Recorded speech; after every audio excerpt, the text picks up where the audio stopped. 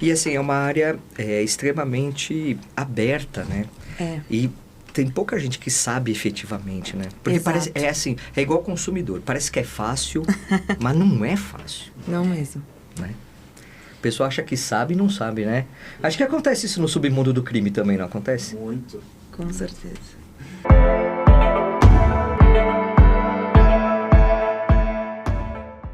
Olá, meu amigo, olá, minha amiga. Sim, estou de volta. É verdade. Sentiu minha falta? Acho que não, né? Porque os episódios que foram feitos sem a minha presença, fala aí, foram melhores do que quando eu estou por aqui. Mas eu voltei sim e voltei para ficar, porque aqui é o meu lugar e vamos falar muito sobre direito notarial, registral, imobiliário, condominial. E aqui você tem um lugar em que o conhecimento está a seu favor. E eu sempre faço aquele convite inicial, vem para a Adnotari. Agora, abra a outra aba. Eu sei que você está no YouTube, abre a outra aba e digita www.adnotari.org.br e faça já a sua associação. É baratinho, os benefícios são incríveis. Nossa, tem conteúdos exclusivos para os associados. Você tem acesso a grupo de WhatsApp, núcleos que tratam de diversos temas. Dentre o que a gente vai tratar aqui hoje, você tem só benefícios, descontos em cursos, maravilha. Também, olha só, siga-nos aonde? Lá no Instagram. Sim, o Instagram da Adnotari, @Adnotari. Toda terça-feira tem papo acadêmico com o grande Marcos Vinícius Kikunaga, trazendo temas interessantíssimos para você se aprimorar. Então olha só, a gente tem muito conteúdo gratuito, muito conteúdo que você pode se utilizar na sua advocacia. E é claro, você está vendo esse episódio? Vê os anteriores também. Ó, nós estamos batendo uma marca. Este é o episódio de número 84. Dá para acreditar? 84 episódios. Então veja lá os 83 episódios anteriores. E esse episódio é um episódio que eu vou tratar com muito carinho, porque o tema é muito caro para mim, é muito interessante para mim, que está relacionado com crédito condominial, leilões, a fila do pão do concurso de credores do crédito condominial, e vamos conversar aqui com duas gigantescas advogadas gabaritadíssimas que conhecem tudo e mais um pouco na área do direito condominial. A doutora Isabel Camacho Ferreira Salvador. Tudo bem?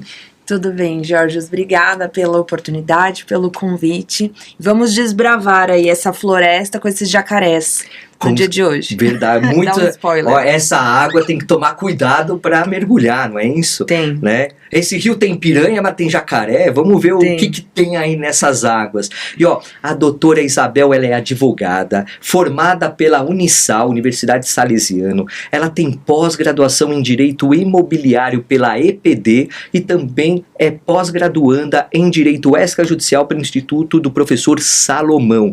Também é membro efetiva da Comissão de Direito Imobiliário da Subseção Santana e coautora de um livro. Daqui a pouco, ó, você já tá vendo aqui que tem um livro, daqui a pouco eu já vou falar sobre ele, mas antes eu quero dar as boas-vindas para minha amiga, doutora Juliana Egea Almeida. Tudo bem? Bom dia, tudo jóia, Jorge. Muito obrigada pelo espaço, novamente estar aqui é um prazer. Prazer é nosso em recebê-la aqui. Doutora Juliana, primeiro que ela já é velha conhecida aqui, já veio, quantas vezes você já veio aqui? Aqui é a segunda. Segunda, mas precisa vir mais vezes, porque sempre você agrega um valor incrível. E a doutora Juliana é advogada, nem vou falar o tempo, você colocou aqui o tempo, eu nem vou falar porque é mentira o tempo que você colocou aqui. Pós-graduada em Direito Civil e Processo Civil pela EPD, MBA em Direito Imobiliário pela Legale, pós-graduando em Negócios Imobiliários pela ESA, lá do Kikunaga, né? Sim. Aliás, você tá fazendo um Tatuapé? Não, tô fazendo em Santo Amaro. Santo Amaro, ó, porque o Kikunaga é versátil, né? Ele tem uma pós de Negócios Imobiliários, que eu acabo dando umas aulinhas lá, então daqui a pouco eu vou lá também, e é uma pós disruptiva, é muito interessante, prática, com conteúdo. Então, ESA, Kikunaga, entra lá no site da ESA, né, aqui de São Paulo, tem pós presencial, tem no Tatuapé, em Santo Amaro, e eu acho que tem em outros lugares que eu não sei onde são, mas tem, né? Você está como presidente da Comissão de Direito Condominial da OAB Jabaquara, coordena também, é coordenadora adjunta do Núcleo de Direito Condominial da nossa gloriosa Adnotari, coordenadora regional São Paulo da comunidade Experts em Condomínio. Olha, essa comunidade eu não conhecia não, depois eu quero que você fale um pouquinho. Também é membro da Comissão de Direito Condominial da OAB de São Paulo e também é coautora dessa obra aqui, Novas Vozes, que a gente vai falar daqui a pouquinho, e também de uma outra, é volume 1 e 2, né? Tem 2 volumes essa obra, que maravilha. Seja bem-vinda. E olha só, vamos já aproveitar e falar desse livro. Me falem aí, como que é escrever um livro? Né? É muito bom, né? É bom, é desbravador, é um desafio, né? É um desafio você conseguir trazer em palavras claras aquilo que às vezes é um problema. Eu penso assim, sempre que eu for escrever alguma coisa, precisa ter um problema para ser solucionado. Ou pelo menos direcionado, né? Porque às vezes a solução não tá na nossa mão. Então, escrever um artigo sobre isso é você apontar onde está tendo alguns gaps e às vezes as pessoas não estão vendo. Pelo menos pro meu artigo foi assim que eu pensei. Principalmente na área condominial, né? É uma área muito carente de doutrina. As pessoas fazem muito vínculo com o direito civil, lógico, tá dentro do direito civil, mas ele tem algumas especificidades. Então, para escrever, você realmente tem que estudar, mas formar o seu posicionamento. E a gente estava até falando em off que o direito condominial, como alguns outros ramos do direito, é aquele que parece que é fácil, parece que é simples. Não, é só a execução condominial, como se fosse simples. Só a execução condominial não é simples, né? Tem vários fatores que vão torná-la complicada. E tem outros temas dentro do direito condominial que tornam ela uma matéria autônoma que deve ser muito bem estudada, né? Sim. Então é sempre muito bom. Aliás, a Suzy que coordena aqui. Suzy, um beijo pra você. Você tem que voltar pra cá, né? Mais uma vez ser entrevistada, porque ela é uma pessoa maravilhosa e, ela coordenou essa obra aqui, incrível. E eu tava dando uma olhada nos temas que foram tratados, temas incríveis, que realmente são atuais e são de cunho muito prático também, né? O Kiko Naga escreveu, a Liz também escreveu. Olha só, você também escreveu com a Liz também um artigo. Tem aqui a apresentação do Rubens Carmo Elias Filho, que é uma pessoa também maravilhosa. O prefácio do Peguini. Pô, olha só fera nessa obra incrível. Então, editora não é editora, é Novas Vozes, editora Liber Ars aqui. E vamos pensar em fazer um sorteio, né? Eu vou pensar aqui, mas talvez, vamos fazer o seguinte, se associe. Eu vou fazer um sorteio para os associados. Pode ser para os associados da Adnotária? Então, para os associados da Adnotária, a gente vai fazer um sorteio. Então, aproveita e entra lá em www.radinotari.org.br. Olha, eu já errando aqui tudo, né? Já ia falar do Instagram e tal. Mas olha só, o tema que nós vamos tratar nesse episódio é um tema muito interessante, porque crédito condominial, execução condominial, concurso de credores, que é, assim, disparadamente, acho que um dos maiores problemas quando se fala em recuperação do crédito condominial. E quando a gente pensa nisso, primeiro que eu acho que é irrefutável que a natureza do crédito condominial é de natureza propter rem, né? É uma voz uníssona com relação a essa natureza jurídica. E daí a gente parte para a seguinte situação.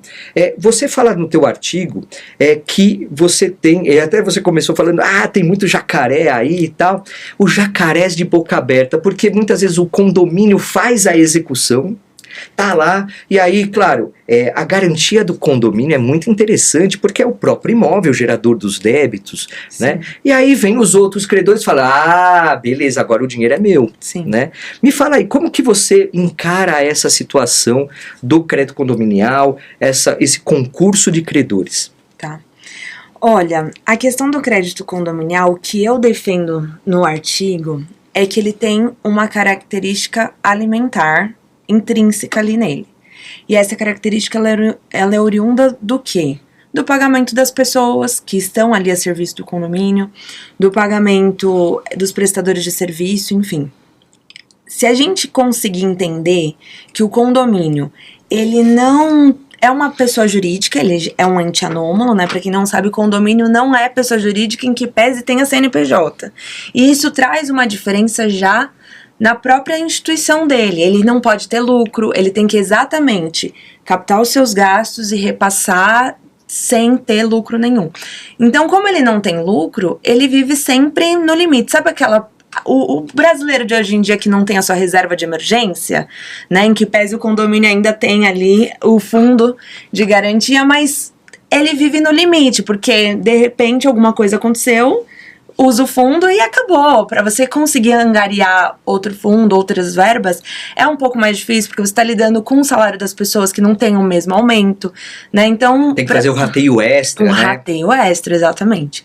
Então as pessoas precisam entender que o condomínio, ele vive meio que à base de sempre internado no hospital, vamos pôr dessa forma, principalmente se ele não for bem administrado, não tiver um bom síndico, enfim. E dentro desse aspecto, o que eu percebo? Eu percebo que as pessoas não têm essa consciência da vida do condomínio. Tanto é que quando vai ter uma assembleia para aumentar a cota condominial, é um parto. Como assim? Eu já pago R$700, vou ter que pagar 800, eu vou ter que pagar 1.000, ou às vezes ficou 3, 4 anos sem reajuste, aí quando reajusta vem um super reajuste, e as pessoas que estão ali não estão preparadas para isso. Então, começa desde a base dessa falta de entendimento, e aí para ajudar sempre tem aquela pessoa que vive no condomínio achando que não vive no condomínio. E aí ela não paga, ela usufrui de tudo. Ou ela aluga e não paga, por quê? Porque ela aluga, aquilo ali é para uma renda extra, o condomínio que se lasca, não tô usando mesmo, né? E quando teve aquela diminuição há muitos anos atrás da multa, que antigamente era maior, acho que era 20%, né?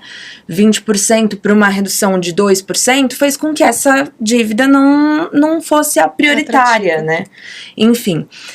Então, são vários probleminhas para chegar neste problemão. E aí, às vezes, a gente fica anos tentando citar uma pessoa, quando consegue, leva o imóvel para o leilão, e na hora de receber o crédito, vem os jacarés de boca aberta, que nada mais são, né, do que a prefeitura, os créditos trabalhistas, né, aqueles que têm uma prioridade aí dentro da ordem dos credores. Só que o que me indigna muitas vezes, principalmente na parte trabalhista, é porque às vezes você pega uma matrícula lindinha, não tem uma penhora, só tem a penhora do condomínio. Às vezes tem umas indisponibilidades, porque quando o advogado trabalhista, entendam meus colegas, eu também faço trabalhista, mas eu tô sempre pela reclamada, eles vão lá e pedem a indisponibilidade. Até porque colocam um condomínio lá com a responsabilidade subsidiária, né? Exato. É o enunciado 331, se eu não me engano, do TST, não é isso? Ó, eu lembro algumas coisas, hein? E aí você pega essa trabalhista que não foi atrás de bem nenhum, mas foi lá no sistema e falou assim, olha, indisponibiliza todos os imóveis vinculados a esse CPF ou esse CNPJ. Aí a trabalhista tem um sistema excelente, indisponibiliza 20 imóveis, a pessoa não vai para um crédito de 5 mil, a pessoa não vai atrás de penhorar de fato o imóvel.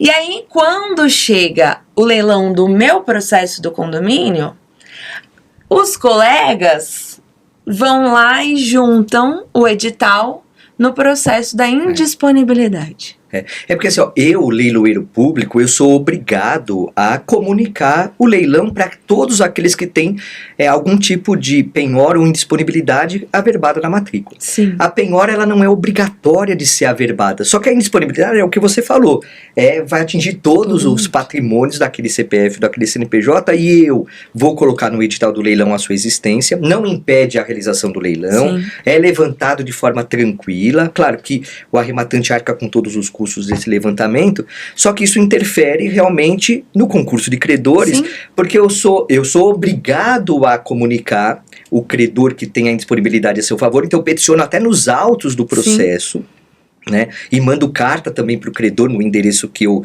consigo observar, e aí é claro que ele vai, opa, chegou dinheiro, vamos lá, vamos atrás da grana. Exatamente, aí o que acontece? Chove, porque até então você só tá tentando ali lidar com a prefeitura, que você vai tentar desviar, mas não é garantido. Eu falo que a gente vai tentar desviar porque existem julgados que dão preferência para o crédito condominial frente ao IPTU. Isso a desembargadora que eu amo, que infelizmente se aposentou, Cristina Zucchi, ela falava disso com maestria nos julgados dela. Mas é uma corrente minoritária, né? É uma corrente minoritária, mas eu confesso que eu tenho colocado nos meus processos e dentro de uma margem minoritária tenho conseguido em primeira instância sem precisar de recurso. É que o problema é que, assim, a prefeitura também vai ser intimada do leilão. Sim. E é claro que depende muito do tamanho da prefeitura, porque tem prefeituras que são ágeis. Sim. E já se habilitam, e já buscam, e assim, guerreiam. Sim. Até o STJ, se necessário for. Sim. Tem outras prefeituras que não estão nem aí para a hora do Brasil. Sim. Ou seja, nem, apesar de intimadas do leilão e tal, não vão atrás do crédito. E aí o arrematante consegue administrativamente desvincular aquele crédito do imóvel e tal. E isso daí acaba ficando ao léu. E aí o condomínio acaba muitas vezes até conseguindo receber, porque a prefeitura não veio nos autos efetivamente para receber, né? Sim. Alguns juízes até encaram a obrigação de primeiro realmente ter a comprovação do pagamento da prefeitura antes de levantar para o condomínio, né? Então, realmente é um campo nebuloso essa realidade, né? Muito é um nebuloso. Mar turvo, né? Já que a gente tá falando de Jacaré, né? É um mar turvo, né? É nebuloso e assim, chega a ser triste, porque assim, ele não é só turvo, ele é inseguro, porque você pensa, o condomínio, ele trabalhou por anos numa mesma execução. O condomínio, ele se desdobrou, ele tirou dinheiro para pagar perícia, que ultimamente não tá baratinha. Eu paguei uma semana passada de 7.500 para a pessoa avaliar um apartamento. Paga perícia, paga custas, às vezes a pessoa fica ali se escondendo da citação, então são gastos e mais gastos que vão onerando o condomínio para chegar lá na frente, às vezes ele não pegar R$1. Sim. Justamente por conta dessas questões das indisponibilidades. Mas você sabia, Isabel, que eu... Antes de me tornar leiloeiro, eu advoguei muitos anos para arrematantes, tá?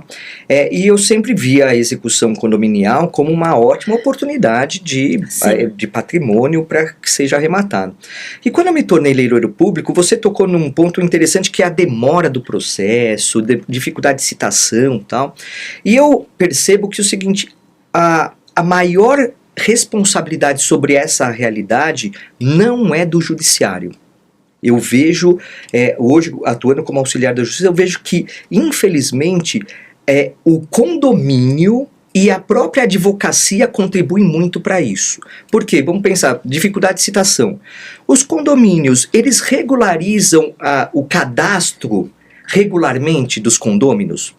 Já começa por aí. Geralmente é desatualizado, geralmente a pessoa entra por conta de um instrumento particular, que a gente sabe que a irregularidade documental é gigantesca no Brasil e tal, e aí o condomínio aceita qualquer documento que não arquiva adequadamente, não entende adequadamente aquela relação de transferência de direitos ou do domínio, e isso dificulta muito. Claro, a gente tem o tema 886 da legitimidade, que está sendo revisto agora também, mas isso gera dificuldades iniciais para você encontrar a pessoa realmente, porque ela não necessariamente mora no condomínio. Sim. E diz, porque quando ela mora, o porteiro recebeu a comunicação, já era, né? Não tem problema.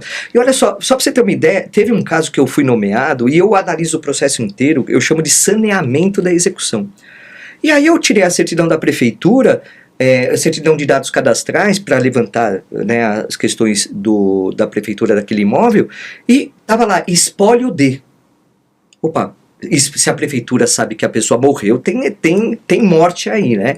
Aí eu fui atrás, achei o processo de inventário, tudo tal, a pessoa tinha falecido antes do início da ação. Nossa. E ela foi citada por carta com aviso de recebimento no condomínio. Só que isso aconteceu 5 anos antes da minha nomeação. A pessoa tinha morrido 7 anos antes. Uhum. Eu falei, excelência, nulidade da citação. Sim. Apagou 5 anos de processo. Sim. Agora, será que o condomínio não tem a diligência ou está faltando na administração? E a gente vai falar sobre síndico, né, no próximo episódio, né, Juliana? A responsabilidade do síndico sobre o crédito, a recuperação de crédito, né, porque ele não pode dar desconto, tudo depende de assembleia e tal. Mas essa questão administrativa também é importante, você não acha, Ju? Demais, mas aí a gente entra num ponto que eu bato muito, que é a precarização da sindicatura, né? O condomínio, quando você assume um condomínio, dificilmente ele tem um acervo documental. Então já começa o grande problema por aí. 90% das trocas de gestão não tem passagem de bastão. Então a pessoa entra no escuro e sai dando tiro para qualquer lugar. E isso tende a mudar, nós temos um movimento forte de mudança, mas é a realidade de 90%. E aí, pegando um gancho do que você falou do erro dos advogados, da demora do processo, acho que a gente tem uma questão um pouco estrutural da advocacia que trabalha com recuperação de crédito condominial. Por quê? Eles trabalham normalmente só pela sucumbência. Então eu preciso de um volume muito grande de demanda para que tenha algum interesse. E aí, no excesso na advocacia de massa, a gente tem uma precarização da qualidade. Mas olha só, olha como é um contrassenso, né? Se você advoga só pelo resultado, você tem que otimizar esse resultado, ainda que o volume seja grande. Então, vou dar um exemplo que é o que eu mais vejo de problema na advocacia: penhora. A gente sabe que o imóvel garante o crédito condominial, beleza. Quando tem, por conta do tema 886, por conta da irregularidade documental, o domínio está em nome de um, só que a execução corre contra aquele que está na posse, que tem o conhecimento pelo condomínio da transação imobiliária que foi realizada, tal, ainda que não esteja registrada na matrícula, você tem a legitimidade de um, só que o domínio com outro. Sim. A maioria esmagadora não busca a jurisprudência que existe para falar assim, ó, excelência, independente de quem está no nome do imóvel lá como titular do domínio, e independente de quem seja o executado, é o imóvel que responde, requeiro a penhora do imóvel, do direito real de propriedade. Isso faz uma diferença gigantesca na expropriação, porque você falou da avaliação. O perito lá que você teve lá 7 mil e poucos reais de despesa, ele avaliou o imóvel, mas se foi penhorado direitos, já há uma discrepância. Sim. E aqui, ainda que tenha sido penhorado direitos, que o advogado não brigou, por que não fazem, e eu falo isso por prática, quesitos, senhor perito, queira identificar qual é a diferença de valor entre o imóvel com regularização, com a documentação toda regular, e o caso deste imóvel que foi penhorado direitos de um compromisso particular de compra e venda não levado a registro. O que gera de abalo no valor comercial desse imóvel? Porque o método comparativo que geralmente é utilizado pelo perito usa o quê? Parâmetros de mercado. Sim. Como se a documentação fosse perfeita. Então existe um problema ao requerer a penhora. Sim. Porque requer a penhora juntando a matrícula, o juiz muitas vezes fala, opa, primeiro que requer a penhora sem juntar a matrícula. Aí já atrasou 3 meses o processo. Aí o juiz, para apreciação do pedido, apresente matrícula atualizada. Aí apresenta. Aí o juiz dá uma outra decisão. Olha, o imóvel não está no nome do executado. Esclareça, exequente, o porquê você está buscando a penhora. Aí ele vai lá e junta, ou já está nos autos, ou junta um instrumento particular e tal. Só que ele fala assim, requer a penhora dos direitos do executado.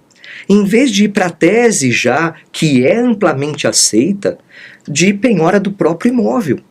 E isso vai facilitar a expropriação, porque arrematar direitos gera para o arrematante um custo envolvido que vai desestimular a arrematação.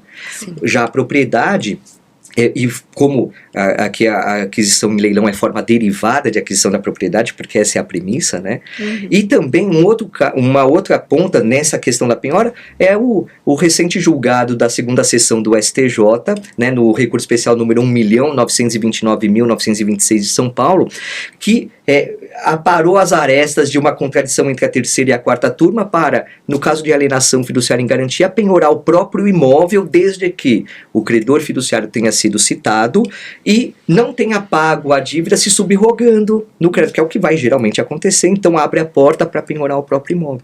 Então, quando eu falo em a advocacia contribui muito para a demora e para a ineficácia da execução, tem a ver com o ato da penhora muito também, né? Não só a questão da demora de citação, tal, outras questões de falta de intimação, não saber quem tem que intimar quando penhora imóvel, tal, mas contribuir muito.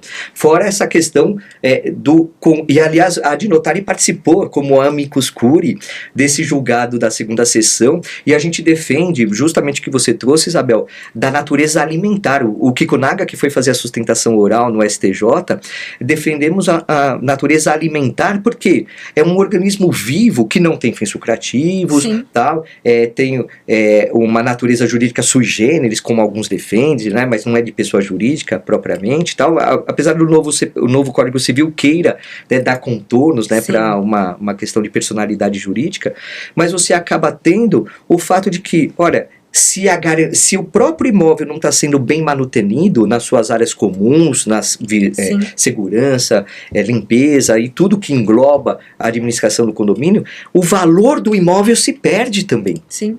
Né? Prejuízo, é o maior prejuízo. E outra, não tem fins lucrativos e todo mundo contribui. Quem não paga, onera quem paga. Exato. Né? Então, tem várias situações dessas. Eu narro um pouco disso. E assim, só dando um passo para trás numa das falas de vocês, uma fala que a gente brinca muito no escritório é que a pessoa entra pela janela no condomínio.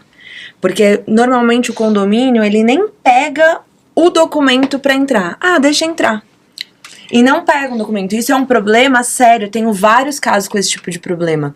E aí eu concordo em partes quando aponta a questão dos advogados que trabalham ad êxito e acabam não dando atenção, mas não é o meu caso, né? Okay. E assim... Por isso você tá aqui, né? Por isso que eu tô aqui. E fora isso, eu sinto do outro lado uma falta de respaldo.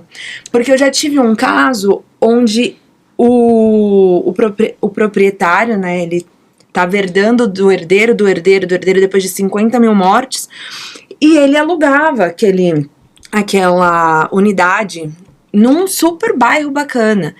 E teve várias locações distintas, e eu pedia reiteradamente, na próxima locação, não deixe entrar sem o contrato. Não, por quê? Porque eu não conseguia citar. Por conta dessa questão das mortes, eu não conseguia citar a pessoa. Esse caso foi muito específico. O primeiro que a gente distribuiu a ação, e aí 2 anos depois a gente descobriu que tinha uma ação em paralelo, onde estava tendo uma fraude da doação. Então a nossa ação ficou suspensa ali por um tempo, até decidir essa questão da fraude da doação. E de fato foi caracterizada a fraude, então a pessoa que a gente distribuiu não seria efetivo.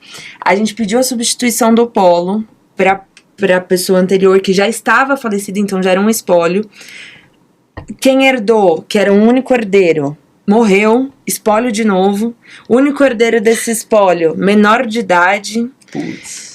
E aí a gente começou a tentar citar pelo representante do menor de idade do espólio. E aí no meio do caminho o menino foi emancipado.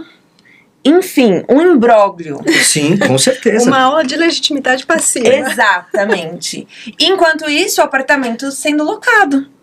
Então, realmente, a gente tem situações complexas. Mas até você pode pensar em medidas que são atípicas, vamos chamar assim. Por exemplo, eu sugeriria, num caso como esse, pensar numa busca de uma cautelar para que fossem feitos os depósitos da locação em juízo. Processo. Porque aí, ou pelo menos a parte relacionada ao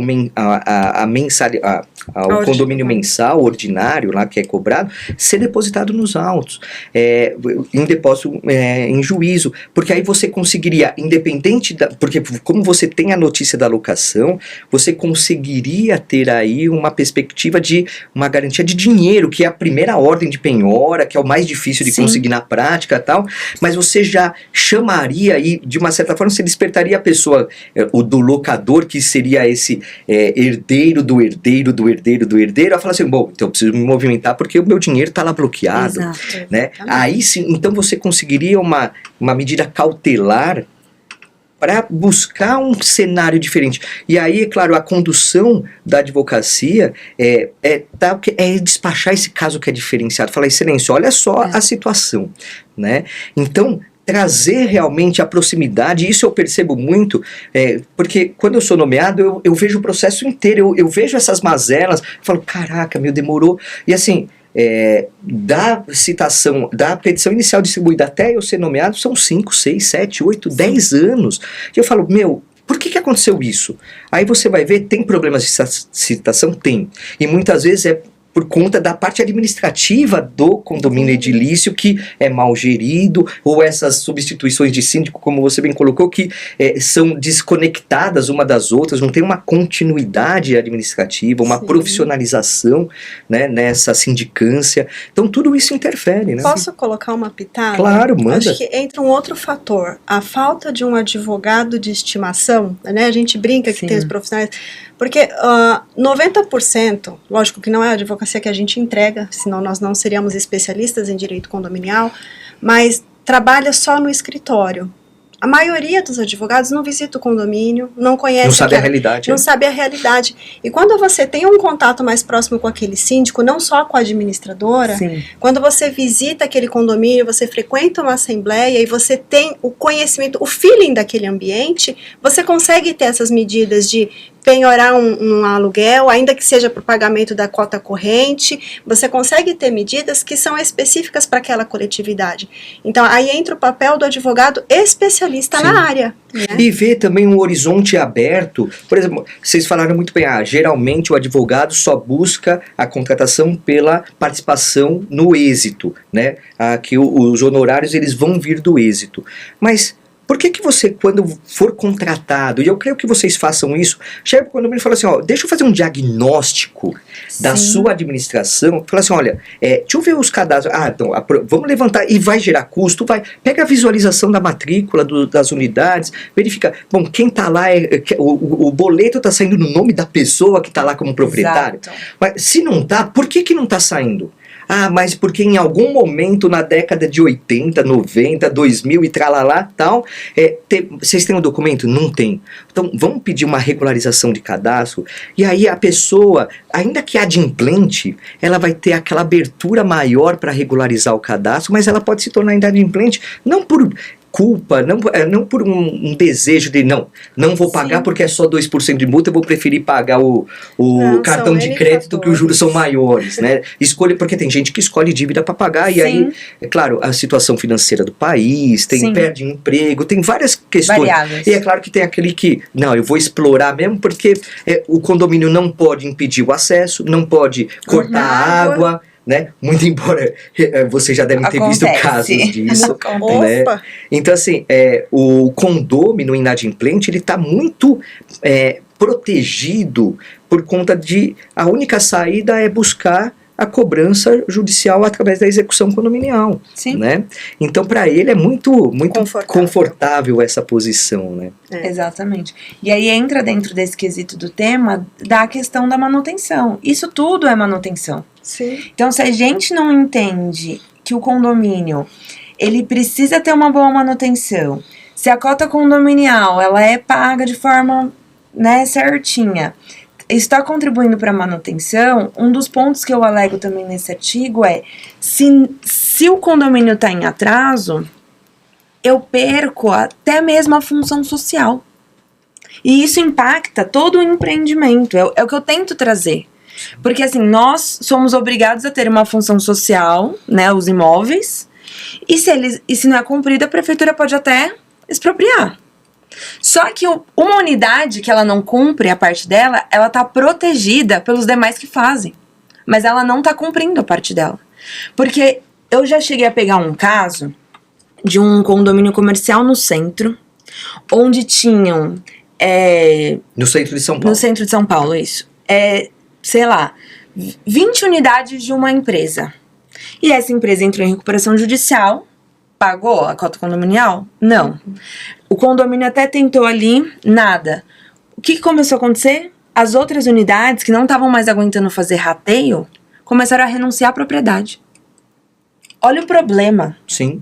Aí a gente vai ter um prédio fantasma, aquele que até não quer renunciar à sua propriedade, ele não vai conseguir arcar com a despesa integral, porque ele vai acabar ficando com a despesa integral para a manutenção de condomínio, como se ele fosse o único dono. Ainda sujeito à invasão, né? Sim. Sujeito à invasão. Insegurança total. Então, como que eu posso falar que o condomínio não é prioridade? Sim. E você tocou num ponto interessante, Isabel, que é recuperação judicial.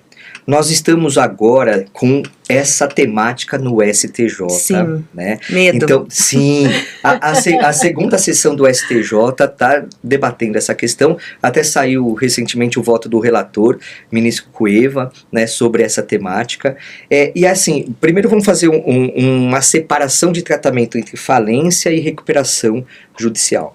Na falência, a jurisprudência que é majoritária é no sentido de que, independente do tempo do crédito condominial, ele vai ser tratado como um extraconcursal. Sim. E isso facilita muito porque não suspende a execução condominial, vai ser paralelo. Claro, o dinheiro vai ser usado para pagar o condomínio, né? Claro, não pode ferir concurso de credores, obviamente, tal, mas vai ser uma independência Sim. para o condomínio buscar a recuperação. Na recuperação judicial, a gente já tem um tratamento que está sendo justamente objeto dessa análise. Por quê? Porque se você pegar o artigo 49 da Lei 11.101, a Lei de Recuperação Judicial e Falência, ele fala o seguinte, na recuperação judicial, os créditos anteriores à recuperação são tratados como concursais e os créditos posteriores, aí vai depender da situação, no caso do condomínio serão extraconcursais, lá pelo artigo 84 da Lei 11.101, que também aborda a questão da falência, né? E justamente essa é a temática que está sendo discutida. Será que o crédito condominial, independente do tempo da sua constituição, será tratado como extraconcursal, ou pelo tempo vai ter que ser evidenciado até a recuperação judicial concursal, e aí vai se sujeitar ao plano de recuperação, e só os que se vencerem durante a recuperação vão ser extraconcursais. Eu queria ouvir a tua opinião a respeito. Olha, eu amaria se tudo fosse extraconcursal. Esse, pra mim, seria o mundo da Alice. Eu também. Esse seria o mundo da Alice. E exatamente por esse ponto. Porque, assim, se eu não tenho uma forma de garantir aquela recuperação, como que eu vou pagar os demais credores? E a melhor forma de você conseguir garantir uma recuperação, até mesmo uma falência, é por meio do imóvel. O imóvel é uma coisa que ele não se desvaloriza. Mas pelo contrário, ele se valoriza. Mas ele se desvaloriza quando ele tem despesas Propter Rens que não são pagas. E as pessoas não estão colocando isso na conta. Por quê? Por mais que seja uníssono o que é Propter Rens, as pessoas esqueceram o que é Propter Rens. Essa é a realidade. Propter Rens é só prefeitura. Condomínio aparentemente não é Propter Rens. Pode até ser ali para uma parte de legitimidade passiva da execução. Mas no decorrer do processo, a gente vai vendo que esse instituto, ele vai sendo abandonado, ele vai sendo esquecido, ele vai sendo relativizado. E isso é muito preocupante para quem atua na área, né? A gente enfrenta esse problema ao ponto da gente estar tendo que brigar por conta das alienações fiduciárias, de ter tido toda essa discussão. Sim. Né? Porque o credor fiduciário ele não pode receber antes, porque no concurso de credores ele perde para o condomínio, porque ele tem uma garantia real, e o condomínio é uma obrigação Propter Rens, né? Exato. E até nesse, o ministro Ricardo Cueva, ele fez uma proposta de tese nesse caso, que infelizmente vai contra o que você defende. Eu vou permitir aqui a leitura, porque é importante. Ele fala o seguinte, a proposta de fixação da tese: a classificação das despesas, débitos e cotas condominiais em créditos de natureza concursal, sujeito aos efeitos da recuperação judicial do devedor, ou extraconcursal, não sujeitos a esses efeitos, deve observar o corte temporal estabelecido no artigo 49 da Lei 11.101 de 95, a Lei de Recuperação Judicial e Falência. Ou seja, até a recuperação anterior é crédito concursal, porque vai se sujeitar ao plano de recuperação judicial, e aí é o plano de pagamento e tal, e os que se vencerem depois, eles estão relacionados com a administração do patrimônio da recuperanda, então entraria no artigo 84, que aí sim. É extraconcursal. Né? Então, agora, foi o voto dele, né? Não teve ainda a definitividade. Eu acho que vai seguir. Eu acho que não vai ser diferente disso, não. Porque as pessoas, principalmente quem está do outro lado do judiciário, não entende condomínio. Né? Hoje, infelizmente, a gente está dentro de uma realidade onde as pessoas se formam, estudam para irem para o outro lado e não vivenciam essa prática. às vezes, quiçá morou num condomínio para entender, quiçá participou de uma assembleia. Morou, mas nunca participou de uma gestão de nada, né? Entendeu? Então não tem a consciência do que é. Desculpa, então, mas você não acha que isso acaba ferindo e trazendo um pouquinho do tema que está sendo revisto pelo 886, da divisão da própria terreno? Porque até a posse, a construtora, ó, até a posse fulano, isso não descaracteriza a obrigação própria terreno? Sim, e aí, olha só, falando em obrigação própria terreno, eu quero dar uma vertente interessante para vocês, eu quero ouvir a opinião de vocês, que eu tenho uma visão, né, até como leiloeiro público, como advogado de arrematante, que eu fui por muitos anos, e vocês têm a visão de quem advoga para condomínio. Então eu quero trazer, eu vou pintar um quadro aqui, e eu vou querer a opinião de vocês. Obrigação própria terreno, irrefutável, né? O arrematante. A Ju já sabe o caminho que eu vou tomar aqui, né, Ju? Já. Né? O arrematante responde pelos débitos condominiais anteriores à arrematação. Eu quero que você... Porque assim, nem sempre o produto da arrematação, isso é fato, Sim. é suficiente para pagar o condomínio. Sim. Ou seja, por conta do concurso de credores, vamos pensar o clássico majoritário. Alimentares, tributários, aí sim vai para o condomínio. Mas se pagou alimentares e não sobrou, nem o tributário vai receber. Só que o STJ já decidiu para tributos, tema 1134, que arrematante fica sussa, IPTU está fora. Ainda que no edital esteja previsto que você é responsável, não é. Né? Então o tributário está tranquilo. Tem Só advogado que não sabe, inclusive. Muito. Né? Desculpa. Acontece, é raro, mas acontece sempre, tá? Né? Mais ou menos isso. E aí o que acontece? Pode ser que não sobre para pagar o condomínio, ou não sobre para pagar todo o débito condominial até a arrematação. Sim. Porque assim, a partir da arrematação, arrematante. E assim, ele vai entrar, ele tem um interesse, ele vai entrar para pagar. Né? Pelo menos ele está imbuído do interesse sobre aquele imóvel para fazer o que ele quiser, renda passiva, house flipping, uso próprio, não importa. Ele vai entrar e vai começar a pagar as despesas condominiais. Até mesmo antes, ele muitas vezes procura o condomínio antes de ter regularizado a sua propriedade, a sua posse, e ele já fala, eu não quero ficar inadimplente. Muitas vezes ele já começa com essa atitude proativa. E aí eu pergunto, a opinião de vocês, o arrematante tem que responder pelo passivo anterior à arrematação dos débitos condominiais e mais. Vocês dão, se não é pago totalmente com o produto da arrematação, vocês autorizam o condomínio a dar uma CND? Depende. Ou seja, uma certidão negativa de débito para aqueles débitos condominiais que não foram pagos? Depende. Coloquei assim, nas cordas agora, hein? O que acontece? Quando acontece dessa situação do débito extrapolar a arrematação, eu sempre tento agir de forma preventiva, levo para uma assembleia, informo que o produto da arrematação não vai ser o suficiente e para a gente poder dar o perdão da dívida do saldo residual, até pro antigo proprietário. Você olha só, esse ponto é interessante. Porque você vai para o extremo de um perdão. Né? Porque o extremo do perdão é assim, ó. O que vier veio e zerou o jogo. Isso depois de ter feito uma análise prévia para ver se caso o antigo proprietário não tem de fato nada. Que nem eu tô com um caso, inclusive ativo, que teve a arrematação não foi suficiente, porém a pessoa vai herdar quase um pouco mais de R$500 mil. Então, nesse caso, eu não perdoei. Tô correndo atrás dessa herança. É um caso à parte. Nesse caso, eu não fiz CND. Eu fiz uma certidão positiva com efeito negativo. Tá. Entendeu? E expliquei pra pessoa. Falei, olha, vai ser assim, dessa forma. Eu entendo que você não tem responsabilidade sobre o débito.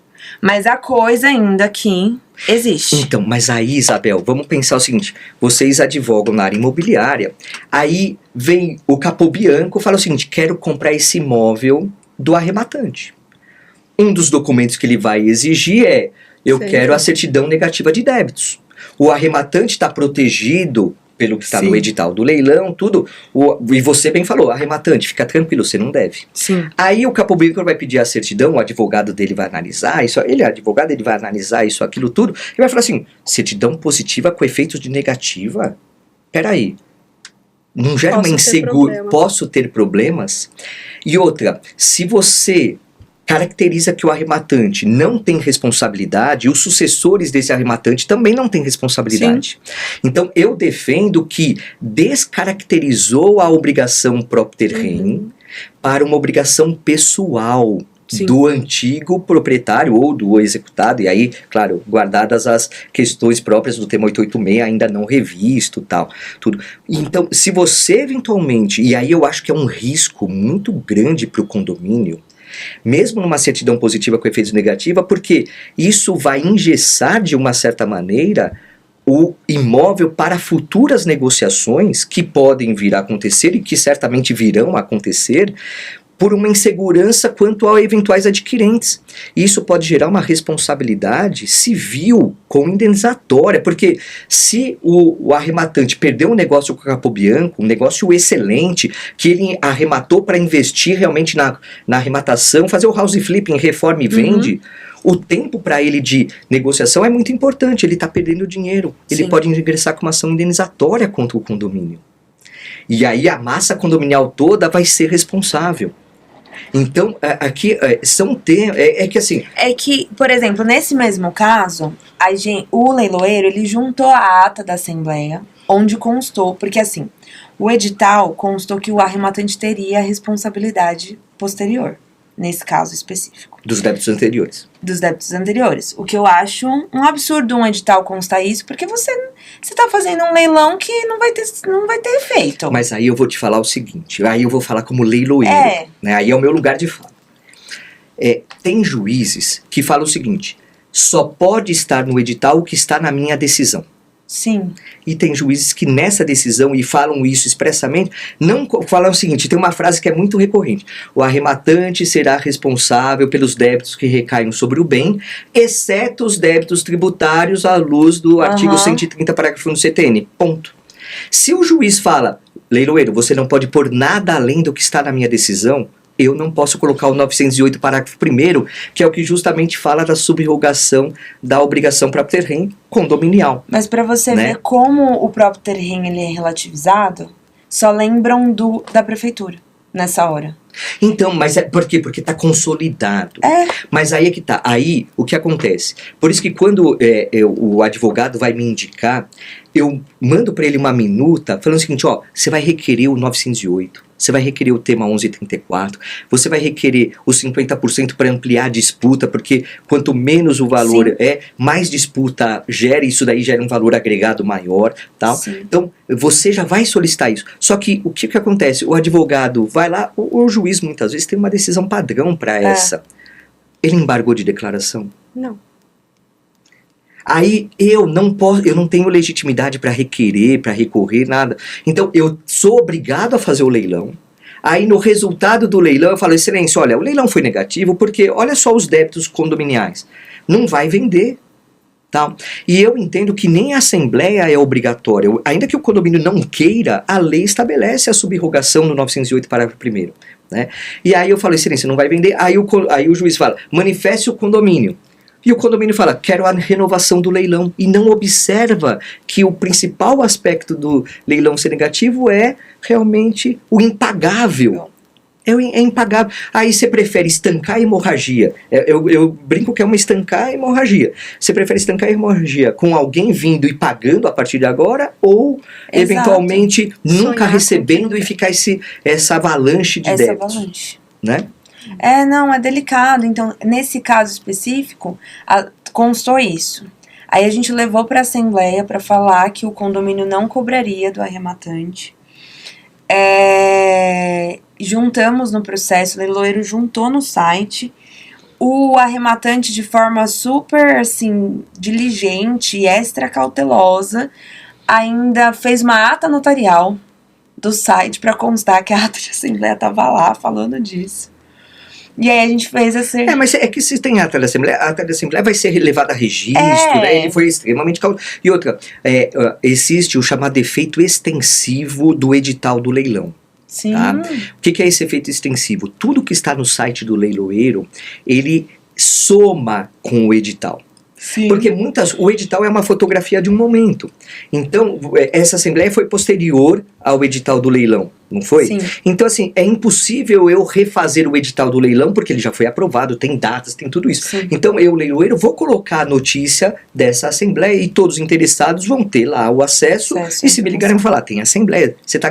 mas não tá no edital. Mas tem Assembleia. Sim. Né? Então, é o chamado efeito extensivo. Então, ele foi super, hiper, mega cauteloso, maravilha, mas não havia necessidade por conta disso. Até porque quem poderia cobrar dele é quem decidiu que não vai cobrar dele. Exato. Né? Basicamente Exato. isso. No mínimo o contrário, né? Nesse caso que a gente fez essa CND positiva com efeito negativo, ele até vendeu, que era uma pessoa também que comprou pra venda. Mas assim, tem advogado, a gente sabe, advogados e advogados, né?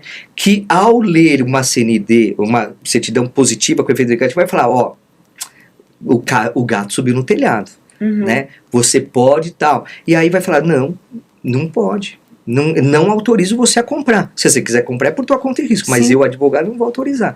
E assim, é uma situação temerária de alguma forma. Principalmente porque nesses casos, normalmente a dívida é alta. É muito. A gente não tá falando de coisa de 20, 30 mil, é de Não, 100 mil pra cima. não. Então, Até mais. Não, eu tenho casos que o débito de IPTU é mais de 1 milhão, o débito de condomínio é mais de 1 milhão, Exato. e o imóvel vale 1 milhão. E assim, é impagável. E assim, esse caso em especial, antes de eu fazer o leilão, eu falei, excelência, olha, vai ser ineficiente esse leilão. Tal. Aí, o que acontece? A juíza pediu a opinião do condomínio, né? Falou, contraditório, aberto, tal. O condomínio falou, não, o arrematante tem que ser responsável. Dá vontade de falar assim, eu acho que é o que você fala na Assembleia, provavelmente. Pessoal, alguém compraria esse imóvel aqui, respondendo pelo débito de condomínio? Não. Então por que vocês acham que alguém vai comprar? Alguém vai arrematar? Exatamente. É lógica, não é? Eu tenho um caso, assim, que o débito tá elas por elas. E aí eu olho, a gente até tentou uma estratégia de anular alguns débitos de IPTU que já ajudaria a gente, que foram positivos, mas até a vara da Fazenda Pública se manifestar, já venceu a mesma quantidade de IPTU que eu pedi a anulação. E já venceu mais cota também. Já venceu mais cota. Eu acho que assim, a gente não pode... Lógico que existe um pensamento filosófico de que a cota própria rei tem que seguir, mas a gente não pode nunca dissociar o direito da economia e da realidade. É o que você falou, tem que estancar a hemorragia. E mais, sabe o que eu entendo? Porque assim, o 1345, que alicerçam justamente no 1345 do Código Civil, que fala o adquirente, e é um termo aberto, um conceito jurídico indeterminado, adquirente, vai responder pelos débitos condominiais, ainda que anteriores à aquisição. Tá lá. Só que essa norma, será que com o Código de Processo Civil estabelecendo de forma expressa para uma situação específica, na expropriação, a subrogação, será que o Código de Processo Civil ele não traz uma norma processual de cunho material, de cunho substancial, para falar o seguinte, olha, tudo bem, o adquirente responde, mas eu tenho que excepcionalizar a situação posta no 908, porque se fala de subrogação, está falando de direito material. É norma processual material. Então, peraí, se é norma processual material, ela se sobrepõe ao que está no Código Civil, quer seja porque o Código de Processo Civil é posterior ao o Código de Processo Civil, que está fazendo 10 anos de vigência, né, de 2015 é posterior ao Código Civil de 2002, quer seja pelo fato da especialidade da norma.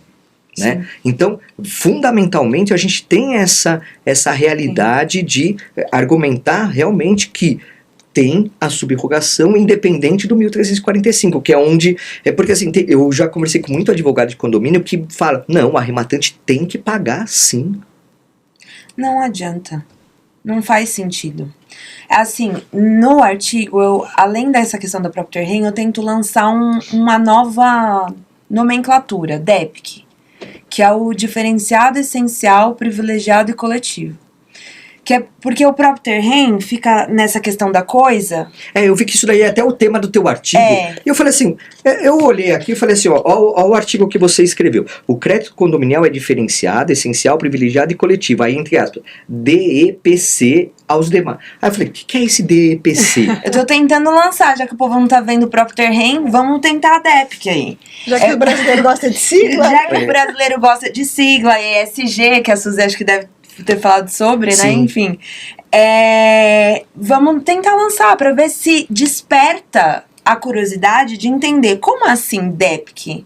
Próprio Terren, ok, aprendi lá na faculdade, mas o que é DEPC? Precisa entender que o condomínio, ele é diferente, porque ele não é pessoa física, não é pessoa jurídica, ele tem uma forma de lidar específica. Ele é essencial porque se eu não pago, os outros pagam. Isso esbarra na questão da coletividade. E essa questão da coletividade, eu acho que é o pior dos pontos, eu já falo dela, e a questão dele ser privilegiado por conta de terem essas trabalhistas, essas verbas alimentares, né, em si dentro da cota condominial, quando você vai fazer. Mas essa questão da coletividade, ela é tão grave, e ela, em vários e vários momentos, ela é desrespeitada. Conheço um caso de um condomínio de 10 casas. Não, casa, que o condomínio em si é R$300. Então, simples. Sim. Só paga ali porque não tem elevador, não tem, os nada. custos são baixos. É uma jardinagem, uma deve ter aquela portaria eletrônica, nem é portaria eletrônica. Inteligente, direto na casa. Já vai direto na casa. A única coisa de diferente que tem é uma piscina com uma churrasqueira. Pô. Ok, pra coletiva de todo mundo, assim. Cada um tem seu acesso à sua churrasqueira particular, mas tem uma churrasqueira com piscina coletiva para todo mundo. E aí fizeram uma assembleia com quórum de pessoas mínimo, porque já é pequeno, 10. E aí decidiram fazer, era assim, a piscina era aqui e a churrasqueira era aqui. Vamos trocar, pôr a churrasqueira para cá, a piscina para cá e fazer um sistema de aquecimento. Tá bom. Foi aprovado. Uma jacuzzi coletiva. Foi aprovado. Mais de 250 mil para 10 casas. Óbvio que fecharam uma coisa sem uma empreiteira no mais barato, que obviamente trouxe mais gastos. E aí você fala, a pessoa que comprou aquela casa, às vezes, um dos moradores, os dois são CLT. Vamos pegar um exemplo clássico. Uma professora, ela vai ter PLR? Não vai ter. Como que ela vai conseguir pagar o rateio disso?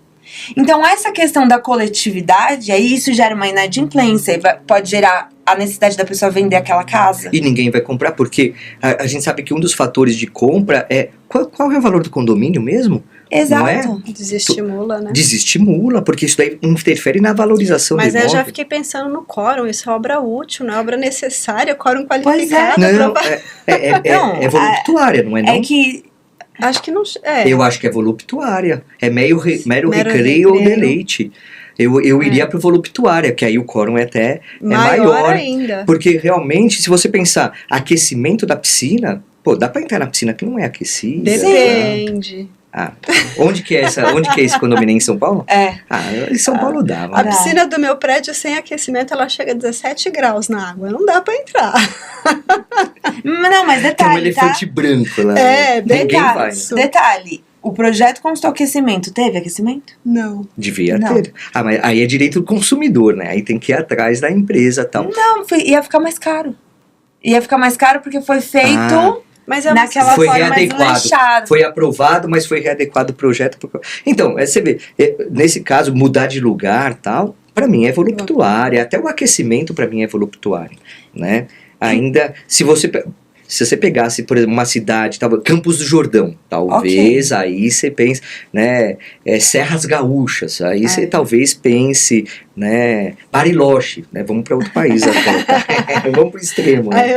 Mas entende essa coletividade que as pessoas não veem. Então, se a gente conseguir colocar isso na cabeça das pessoas, que a cota condominial, ela é diferenciada, ela é essencial, ela é privilegiada e é coletiva, a gente resolveria metade dos problemas no judiciário.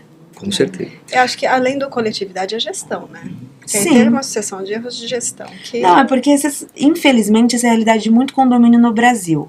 Uma parcela manda. Sim. E se você não fizer o que o síndico orgânico quer... E você tocou nesse ponto da coletividade. Muitas pessoas que moram em condomínio nem conhecem o seu vizinho, não tem o espírito coletivo. Não. E aí não vão em assembleia. Quando eu advoguei para condomínio, eu advoguei até para um condomínio aqui perto, 28 blocos. Quase 2.000 apartamentos. Super condomínio. Tinham 6, 7 mil moradores. Nossa. É um município, né? É um município, é um prefeito, não é um síndico. Né? E eles tinham um prefeito profissional, um síndico profissional e tal. A assembleia, eles tinham que faziam na escola que tinha a quadra. Não, faziam na quadra. Porque não cabia, não tinha lugar para caber tanta gente, né? Então, assim, tinha... cada prédio tinha um síndico, né? Tinha até umas divisões lá e tal. E, assim, a assembleia, mesmo indo muita gente, deveriam ir 2.000 pessoas numa assembleia, né? Um por apartamento. Tinha o quê? 300 pessoas. Realmente tem essa... E isso eu tô falando de um super condomínio, né? Agora imagina nesse daí de 10 casas, talvez a maioria lá votou, foram 3 pessoas na assembleia. Sabe o que é pior? Esse super condomínio que você cita, normalmente são condomínios de interesse social, ou são condomínios de classe C, que as pessoas têm menos acesso a recursos, são realmente assalariados com um limite financeiro muito alto e baixa consciência. Sim. Esse caso, ele foi até anterior a essas legislações, né? Porque eu estou falando disso de quase 20 anos, né? Sim. Tal. Mas, olha só, nosso tempo está acabando. E, ó, eu estou retomando aqui, Capobianco, eu estou retomando aqui, você percebeu que eu esqueci. Né? Mas a gente tratou de ter, porque a gente tem quadros especiais aqui, até no briefing, né, eu passei, só que a gente tratou dos temas sem eu abrir os quadros especiais, a chamada, porque tem vinheta, né, o Capobianco criou tudo isso, a gente pensou no nome e tal, tudo, mas eu vou fazer lá o finalzinho, né, qual que é o nome mesmo? Eu já ia errar até o nome, né? Porque a gente tem um quadro final que é surpresa. Tá. Não tava no briefing. Socorro. Socorro. Tal. Calma aí. Não vai nascer agora, né? Não. Não? Maravilha. Bom, então vamos lá pro nosso Adnoesc. Nesse quadro a gente vai trazer emoção. Sim, Love is in the air, a emoção está no ar, porque a gente vai querer conhecer a pessoa da Isabel, a pessoa da Juliana, porque profissionais gabaritados, vocês já viram que elas são, né? Aqui uma aula, aliás, esse episódio está incrível, você tem que ver, rever, porque muita coisa para sua advocacia aplicar e você ganhar mais dinheiro. Mas agora vamos falar da pessoa humana da Isabel, da pessoa humana da Juliana. E, Isabel, vamos lá. Você tá grávida? Sim. Quantos meses? 9. Não? A qualquer momento. Caraca, mano! Calma aí, vamos lá. Ó, qualquer coisa, você me fala. Não, e eu tava num congresso em Franca, tal. Aí a moça que tava do meu lado, ela tava grávida também e ela começou a sentir contração. Nossa. Aí eu falei assim, calma, quanto tempo? Aí eu fui lá, tal, comecei lá a ajudá-la, tal. Mas qualquer coisa você fala. Mas vamos lá. Menina ou menina? Menina, Verônica. Verônica, princesa Verônica. Vamos lá, você projeta daqui 10 anos. Onde você vai estar? O que você espera para o mundo? O que você quer para o mundo, para a princesa Verônica e para você e para a tua família? Olha, profunda. Eu falei que é pessoal, né? Pode chorar, não tem problema. Peraí que eu vou pegar o lencinho. Olha, eu espero mesmo, até falando um pouco dessas questões, que algumas questões condominiais já estejam mais consolidadas, que a minha filha tenha um ambiente, se a gente ali morar num condomínio, agradável, né? Desejo, assim, realmente que ela seja uma boa pessoa, que eu talvez já tenha até dado um irmãozinho aí pra ela, uma irmãzinha, enfim. Tenha a minha família com saúde, paz, que é o que eu realmente, assim, desejo, e resiliência, sabe? Porque pra gente que vive nesse mundo condominial, o que a gente menos vê é resiliência. E isso às vezes chega a ser desestimulador e triste, né?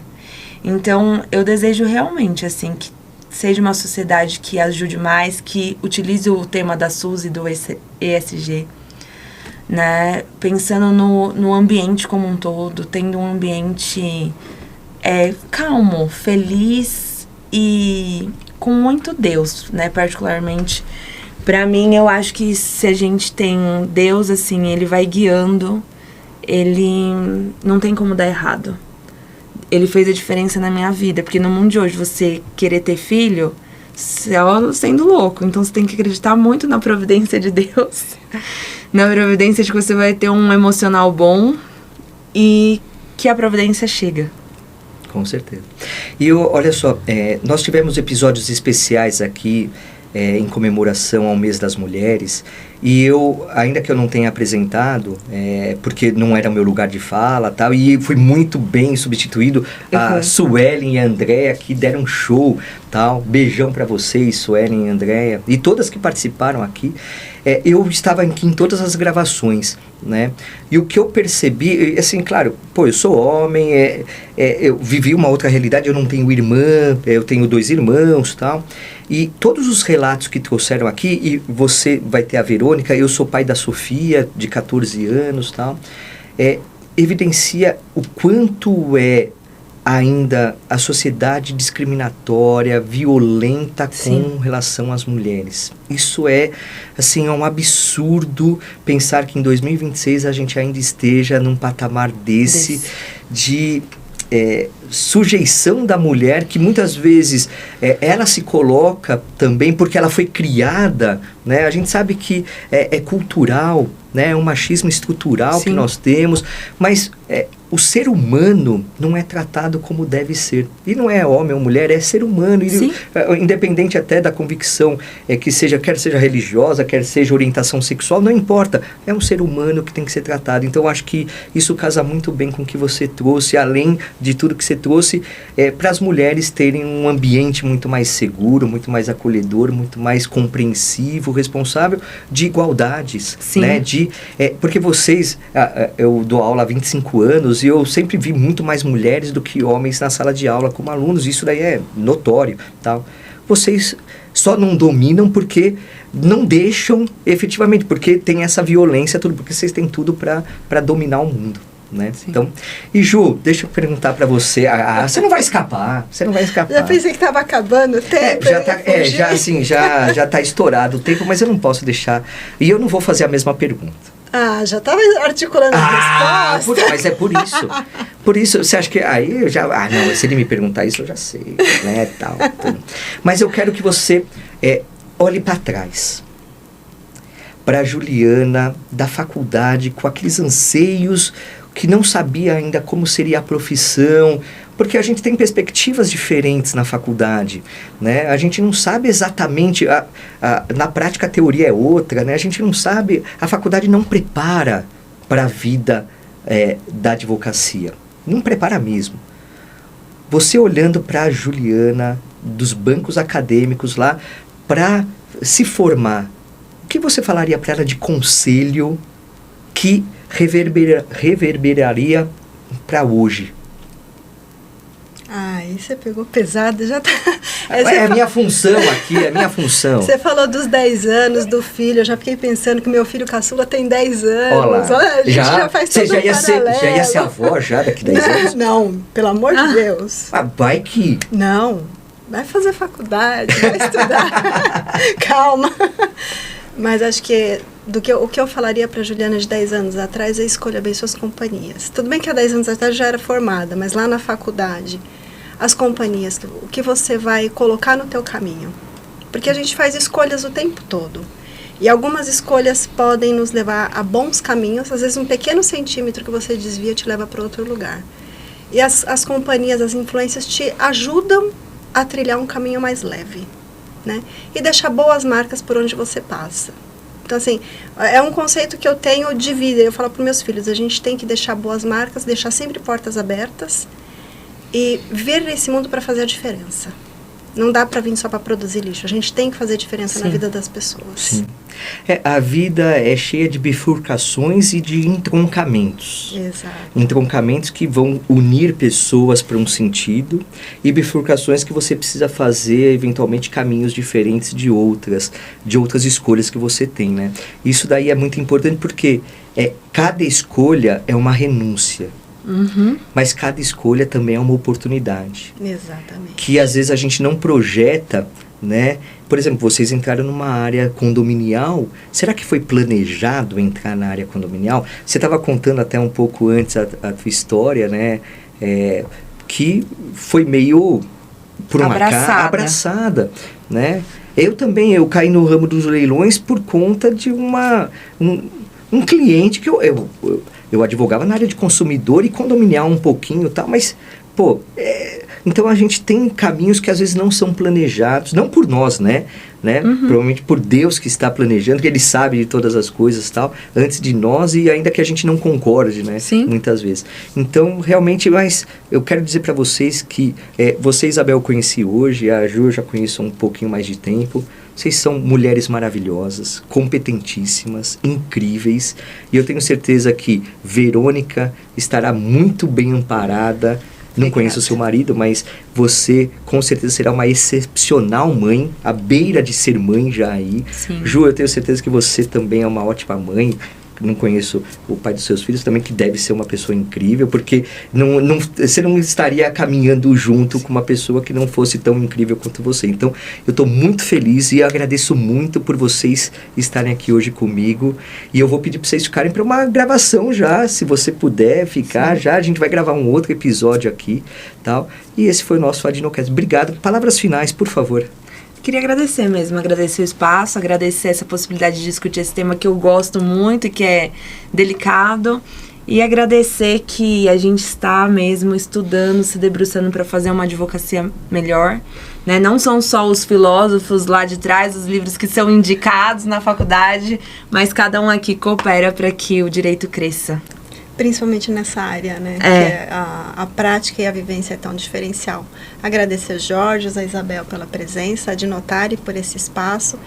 Fomentar o estudo, ele é sempre muito importante. Então, é um privilégio estar aqui. Sim. Beleza. E eu faço mais uma vez a indicação dessa obra coletiva coordenada pela Suzy, que Novas Vozes do Direito Condominial, temas relevantes do universo imobiliário e condominial, volume 2. E provavelmente a Suzy já está pensando no volume 3, porque eu conheço ela é dessas aqui. Pessoas incríveis mesmo que contribuíram. Parabéns, porque esse também é filho. Né? Todo livro escrito, toda obra escrita é um livro também. Então, Verônica já tem um irmãozinho aqui, hein? Já tem um irmãozinho aqui. Pra finalizar, eu quero presentear vocês, porque aqui a gente presenteia também, não só com a oportunidade de estar aqui. Por favor, uma lembrancinha da nossa querida Adnotari, Academia Nacional do Direito Notarial e Registral, para que vocês tenham de lembrancinha. É a nossa caneca. Olha só a caneca da Adnotari. E eu vou aqui me despedir de vocês deixando aquele recadinho. Acabou o episódio. Você vai ver os anteriores, que eu sei que você ficou curioso, ficou curiosa. Mas aproveita e entre agora em www.adnotari.org.br e faça já a sua associação. Benefícios incríveis. Você não perde nada. Pelo contrário, você ganha muito, muito, muito mesmo. Fora as amizades que você faz, que é, assim, eu acho que o melhor. Não só o conhecimento, né?